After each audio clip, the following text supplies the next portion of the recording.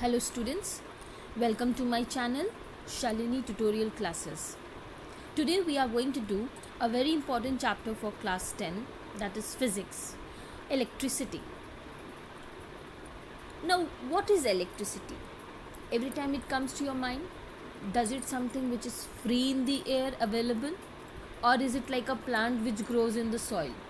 What is electricity? Electricity has an important place in the modern society. It is controllable and convenient form of energy for a variety of uses, whether you are at home, school, hospital, industry, wherever.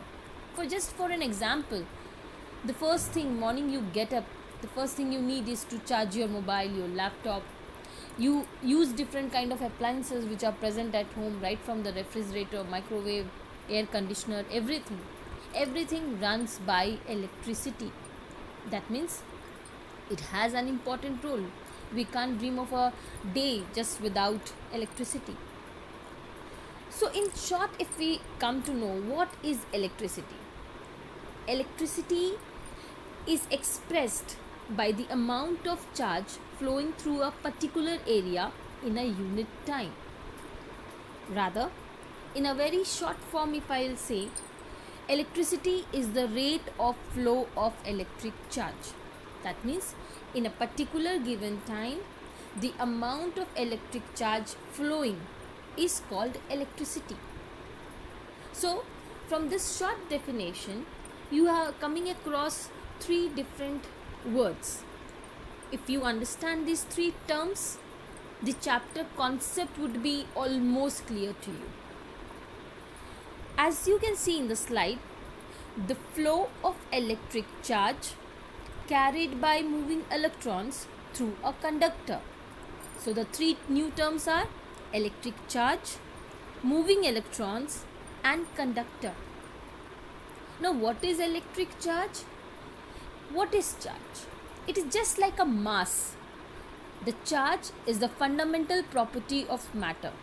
Like every object present in the universe, whether it is a planet or a small organism, everything has a mass of its own. Similarly, every object has a charge. Okay, if it is there in the universe present, it has a charge in it. Okay, now when this charge is carried by moving electrons through a conductor, then we call it as electricity. Now the question will come to your mind, why ma'am is asking us about only the moving electrons? Why should be moving? What is the reason behind? Let's come up to that. Why I said moving electrons.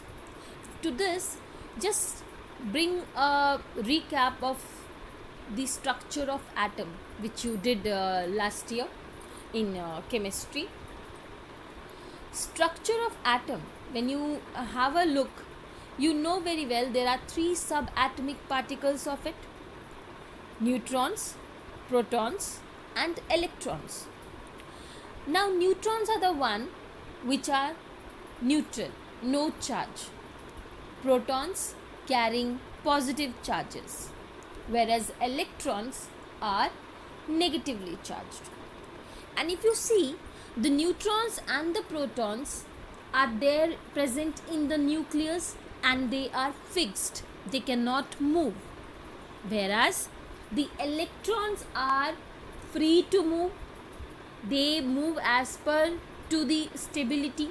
You remember we had k element shells, last year you did k element shells, and the atom, the last particles, the last ones, if it is from 1 to 4, if the number of electrons in the last shell is from either 1, 2, 3 or 4, we call it as metals.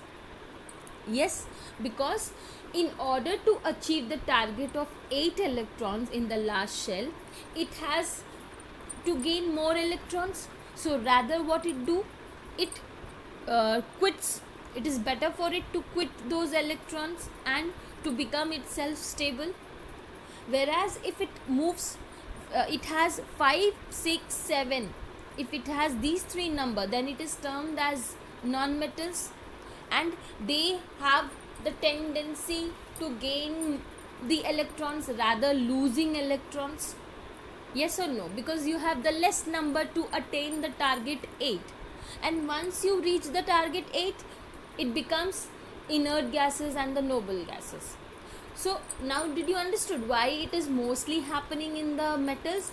Because in metals the free electrons which it can lose easily is available. That is the reason, and you need the electrons moving. If it will move from one place to the another, then only the charge will flow. Like if you have plugged the switch where you have plugged in, if the current is only there, how it is going to reach to your appliance to which it is connected through the wire? So the current, the charge need to flow from the plug point to your appliance. So for that moving, you need electrons to move and to conduct it. Understood?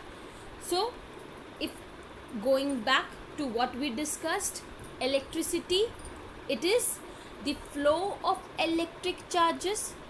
Correct? I explained you what are electric charges. Charges are the fundamental property, and it is carried by moving electrons. Why moving electrons? You need it to get it conducted from one place to the another. And the free electrons, it is happening in the metals mostly, because the metals have the more free of number of electrons in order to lose. And through a conductor. So what are conductors? Conductors are basically the metals only. Okay, so conductors have free electrons on the surface, which allows the current to pass through them, which you can't find in the insulators. Insulators, they don't have the free electrons, and if they don't have the free electrons, the resistivity is more, and therefore they conduct less electricity. Whereas in metals, the conductors which are good allow the current to pass through them, they have more the free electrons, thus the resistivity is less and the flow of current is more. So what is resistivity over here, the term which I am using? Resistivity is the obstruction which is offered in the path of the current. This I am going to discuss detail in resistance and all the other in part 2 segment of the same chapter. Okay, because the video is going to be too long, so I have divided electricity part 1, part 2 in this way. So for that you can switch on to the part 2 video and you will come to know about the resistance and the Ohm's law and all. The second half part I have discussed in detail over there. So right now I'm just giving you the basic difference, like what is electricity. Electricity, the flow of electric charge by moving electrons through a conductor. So I hope this statement is clear to you, because I want my students to understand the concept of the definition rather to just learning up, mugging up, and just you go and vomit on your test paper. This should not be. You should understand, like, if this is the definition, what is the reason behind, so that even after you grow up, that comes to your mind, okay, this is the main concept, and you can frame your sentence yourself. That's it. Because there are so many things in life coming up, everything you can't mug up. So try to understand the concept so that you can frame your answer in your own words. Okay. Now moving ahead, the particles, if you consider, like just in the slide if you see, we have two particles with charges plus q1 and plus q2. Okay, both are positively charged. And in the second scenario, we have two particles, one with charge plus q1 and the other with the charge minus q2. So what we see over here, that the unlike charges are attracting each other, whereas the like charges repel each other. Yes, this you have done. The same charges which they will have, they will go far apart, they will repel each other. whereas the charges which are different, like plus q1 and minus q2, different charges, they are being attracted towards each other, they are coming closer towards each other. Okay, so now this concept, so the what will happen, the force between the two charges is directly proportional, whereas the distance between the two charges, the square value of that distance is inversely proportional to the force of the charges. So again, two new terms you are hearing over here, directly proportional and indirectly proportional. Now directly proportional means, if suppose I say A is directly proportional to B, that means if A the value will increase, B value will also increase. If A value decrease, then B value decrease. Directly means both are directly concerned. If one will, both will go subsequently, one increase, one decrease, the same they will happening, it will be the same. Okay, like your best friend, if your best friend plans for this, you also plans for the same, so you and your best friend would be directly proportional.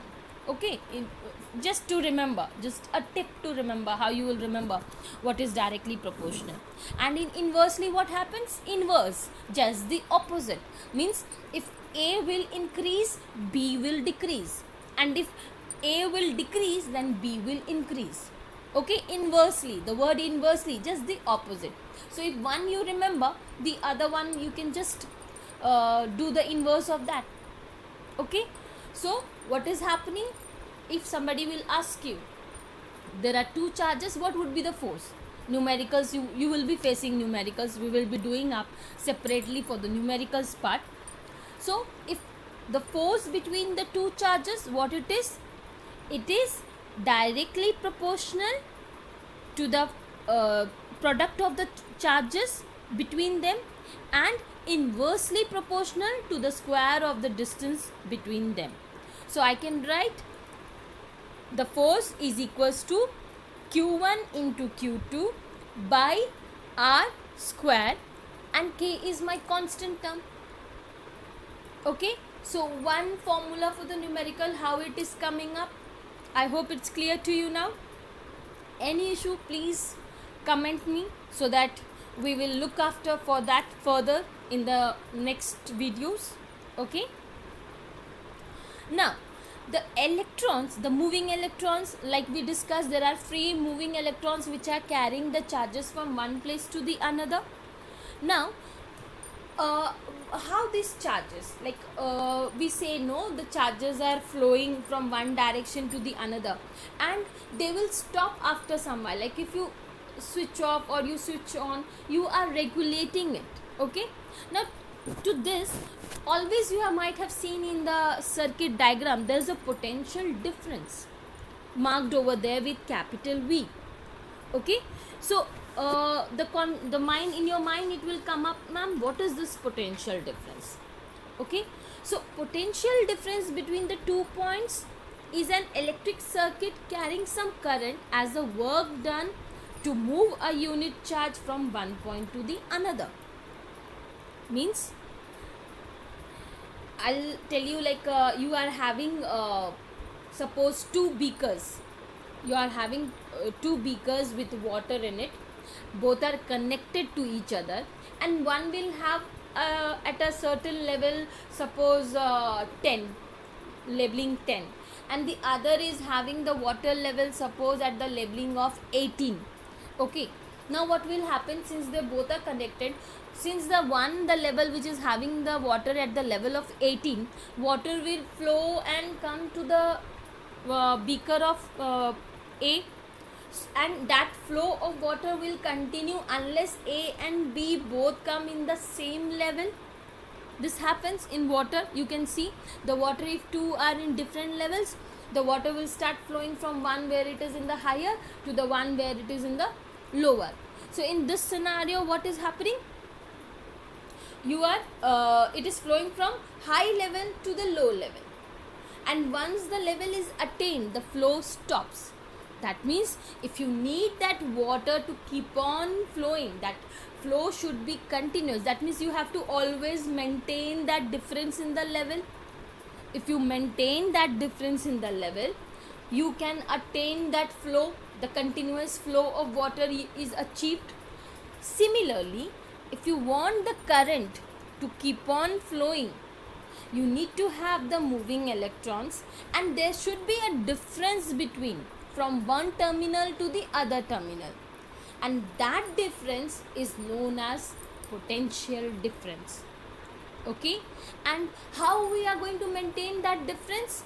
To generate that difference, okay, to set the electrons in motion in an electric circuit, we use a cell or a battery. Okay, you can see in the slide the plus minus sign over there, that denotes a battery. Okay, so if you connect a cell or a battery, what it would do, it would generate that difference in the circuit, so that that difference is maintained, and the charges, the moving electrons, will keep flowing from one terminal to the other terminal, and thereby allowing you to draw the current. Okay, understood this concept? So what happens? The free electrons, when they are moving from one terminal to the other, the current, which is the convectional flow, will flow in the other direction. Just in the previous slide I explained you the like charges and the unlike charges one. So the moving electrons, you know, it is negatively charged. Okay, and if it is moving against, it is rippling. Yes or no? So what is happening? Because they are in the same, the flow is continuously happening. So electrons moving from one terminal to the other, the convectional flow of the current will be from the B to the A. If it is from A to B, the flow of the current will be from B to A. So in this way, what happens? In a conductor, the free electrons keep moving, and we generate that movement because of the potential difference between them. And that potential difference, how do we generate in the cell? With the help of a battery or a cell. In that circuit, if you want to generate that, you need to have a cell or a battery. Now the SI unit of the charge. Now you have understood the terms. Now very important to know their units, the SI units. So the charge which we discussed right now, the SI unit of electric charge is Coulomb, and it is equivalent to 6 into 10 to the power 18 electrons. Okay, the charge what is there in 6 into 10 to the power 18 electrons is equals to 1 charge. That is denoted by Coulomb. And the electric current is expressed by a unit called ampere, which is denoted with capital A. And the unit of time is seconds. So very first, in the beginning, what I have explained you, the flow of moving electrons is known as the rate of flow of electric charge by a moving electrons in a conductor is called electricity. So rate of flow of electric charge, this statement itself, rate, whenever you come to know about rate, means something is there with regard to time. Okay, whenever you hear this word, it should click in your mind that something is with the time, and that will always come in the denominator segment. Okay, so rate of flow of electric charge means electric charge will be divided by time. Yes or no? So what my formula of the current is coming? Current is equals to charge by time. So see, the very first definition which I explained you in the first slide, if that concept is clear, see, you no need to now remember the definition, no need to remember how it is happening, and even the numerical formula is in your mind with that single concept only.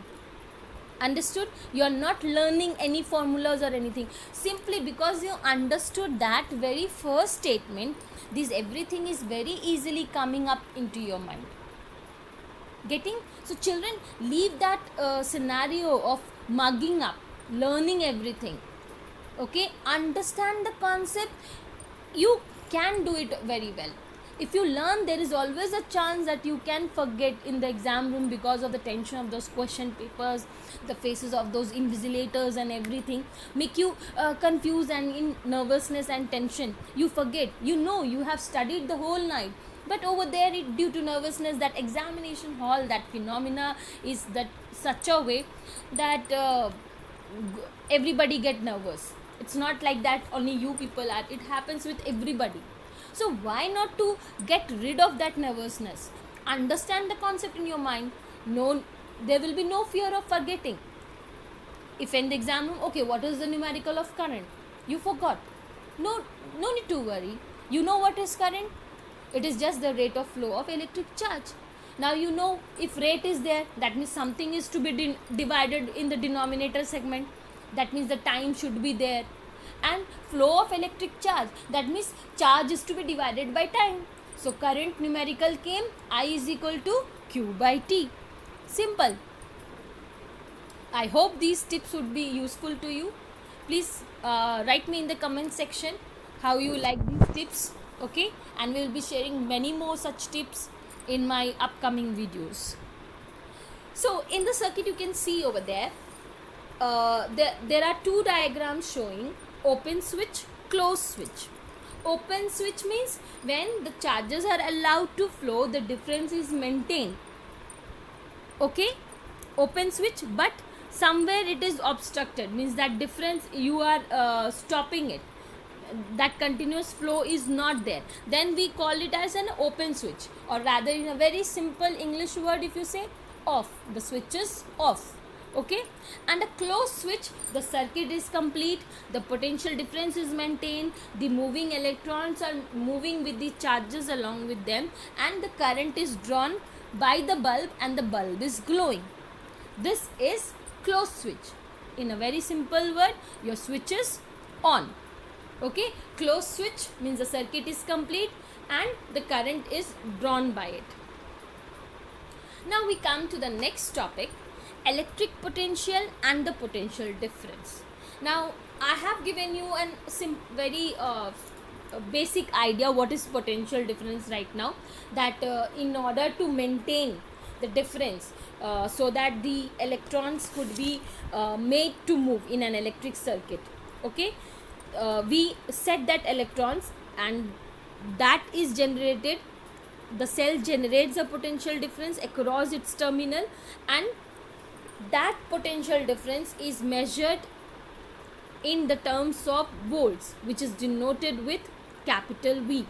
So from this explanation, what I am coming to know, that the difference in the amount of electric potential energy, okay? So what would be the potential difference? You are bringing the work, you are doing some work, no, getting the charges from one terminal to the other terminal, you are doing that work. So what is work done? Work done is the you are getting that electrons from one point to the another point, that is called as the work done. Work done by a moving charge, you can see from one place to the another, I brought that particle, that is called as electric potential, okay?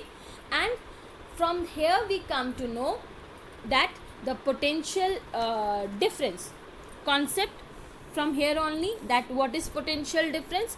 It is the difference in the amount of electric potential energy between the 2 points in the circuit, okay? And in very short, it is also known as voltage, which is equals to the amount of work done to move the unit charge. So the formula is very clear, potential difference, that is capital V, is equals to work done by charge. Now, so we discussed work done by moving a charged particle from infinity to the other point is equal to the electric potential. Now in this electric potential, the terms V is for volt, okay, W work done, and Q is the charge. So work done in bringing the charge from one point to the another. So the formula is clear, V equals to W by Q. Now if suppose you need to draw a circuit and everything, everywhere you can't draw the appliance over there, the wires and everything, like the diagram won't be same for everybody drawing structures and everything is different. So in order to get rid of that, we have some certain symbols which could be easily used by everybody throughout the universe, and the concept remains the symbols remains the same. Okay, the drawing figures to in order to remain the same and to make our study more convenient, different components are being associated with different symbols, and you need to follow these symbols. Means whenever you are having a look of the circuit, these symbols will denote you what is there. Like for example, you can see the cell, you can have the diagram of that plus and minus over there, the wires with the thin straight lines. Okay, the bulb, you can have a look of that. The resistance, it is with the up and down of the side lines which denotes the resistance.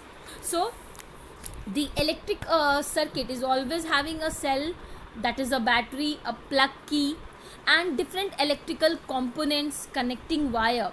Okay, and it is often convenient to draw a systematic diagram in which all these different components of the circuit are represented by the symbols conveniently, which is used throughout the world. Okay, so these conventional symbols are used to represent some of the most commonly used electrical components.